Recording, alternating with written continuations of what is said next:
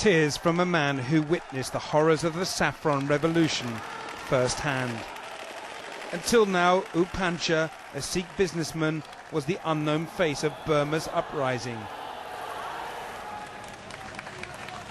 But here he is during those protests. "Don't be afraid. Come follow us," he shouts to the crowd. U Pancha was on the front lines when the protests, which briefly inspired hope for change, were brutally crushed. He was at the sacred Swedagon Pagoda when the first monks were forcibly derobed and killed. One of the monks in the front was beaten on his head and kicked in the chest. Blood poured from his mouth and he died in front of my eyes. U Pancha, now in hiding, is deeply sceptical about the UN mission in Burma. Gambari is a very important person. He should demand to meet the people and the monks arrested during the protests. But for most of the past 6 days, Mr. Gambari has been closeted away in Burma's bizarre jungle capital, Naypyidaw. Only today, at the end of his visit, did he meet pro-democracy leader Aung San Suu Kyi. But he left the country without meeting the junta leader, Senior General Tan Shui, seen here waving off his Prime Minister on an overseas visit. Instead of meeting the senior generals, Mr. Gambari has met with junior members of the regime, who proceeded to lecture the special envoy. It appears to have been less of a dialogue than a monologue. For U Pancha, there was a moment of hope for dialogue.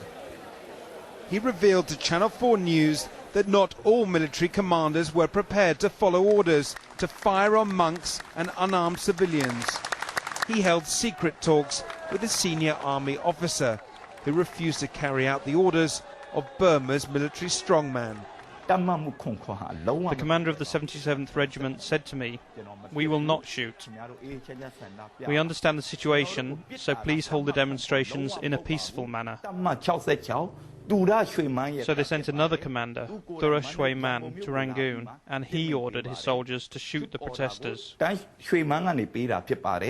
Regiment 66 shot the people, and many were killed.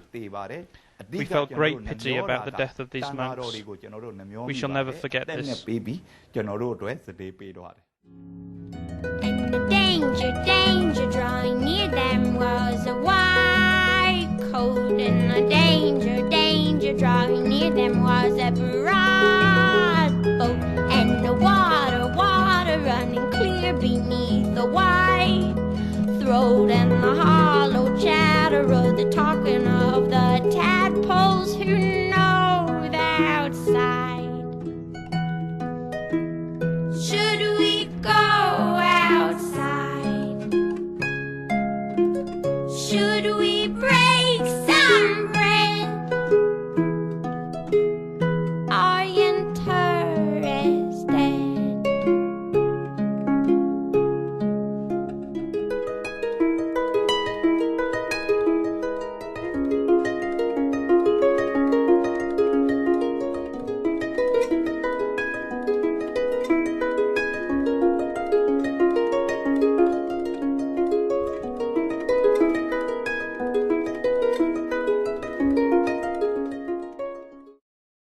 Monasteries like this one in Rangoon were ransacked.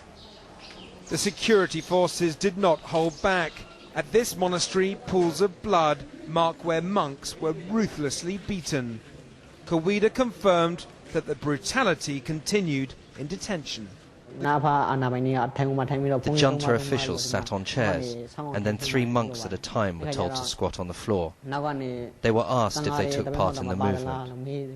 If they said no, they were beaten on their backs with sticks and ordered to name the leaders of our movement. Those who refused were beaten again.